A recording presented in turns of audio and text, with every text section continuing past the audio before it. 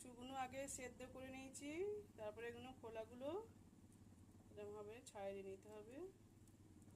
ছাড়ানোর পর আমি এগুলোকে তেল দিয়ে ভেজে নেব। এই দেখুন এরকম করে ছাড়িয়ে নিতে হবে।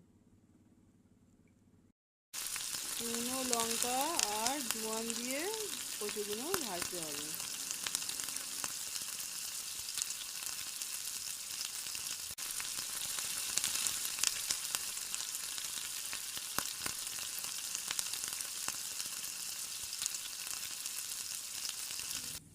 দেখুন বন্ধুরা, এখন লাল লাল করে ভেজে নিতে হবে। একটু হলুদ আর নুন দিয়ে লাল লাল করে ভেজে নেব।